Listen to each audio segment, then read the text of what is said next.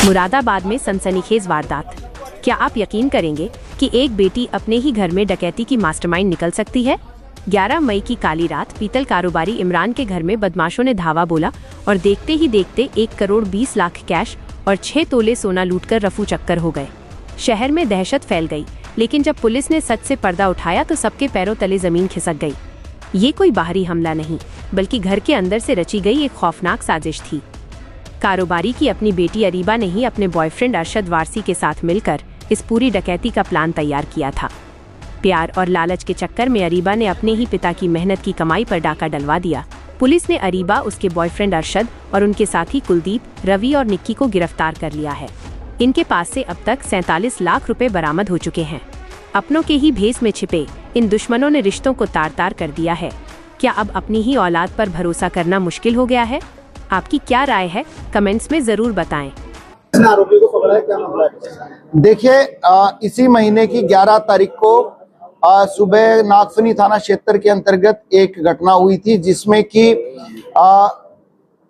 अभियोग पंजीकृत किया गया और वादी के अनुसार उसमें 5-6 युवकों के द्वारा घर में घुसकर और उस परिवार के लोगों के अंदर भय व्याप्त करते हुए उसके घर से करीब 1 करोड़ रुपए से ऊपर और कुछ अन्य सामान वहां से लूट लिया गया।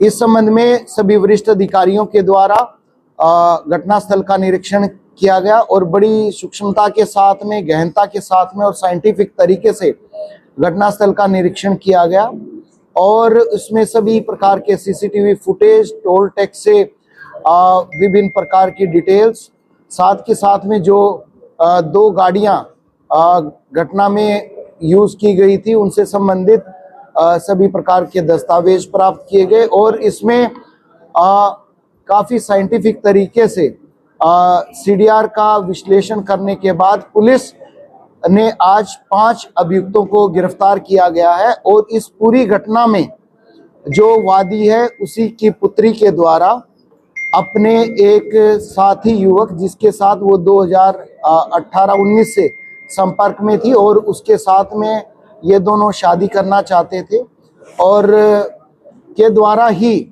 अपने कुछ दोस्तों को बुलाकर घटना को अंजाम दिया था, जिसमें इनके द्वारा धनराशि और दूसरी चीजें वहां से लूटी गई और इनके द्वारा अलग अलग तरीके से इस चीज को डिस्ट्रीब्यूट किया गया।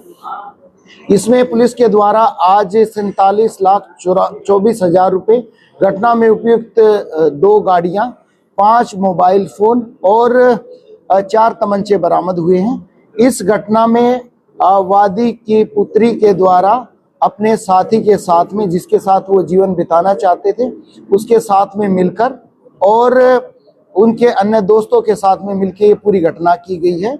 कुछ लोग अभी पुलिस की हिरासत में हैं, जिनसे गहनता से पूछताछ की जा रही है और जो बाकी रिकवरी है उसके प्रयास पुलिस के द्वारा किए जा रहे हैं। सर, एक डिजिटल लॉक की बात सामने है, किस तरीके से खोला गया? देखिए, घटनास्थल के निरीक्षण में बड़ा अच्छा उनका सिक्योरिटी सिस्टम था, लॉकिंग सिस्टम था और जो लोग थे वो बड़ी सुपीरियर क्वालिटी के डिजिटल लॉक थे।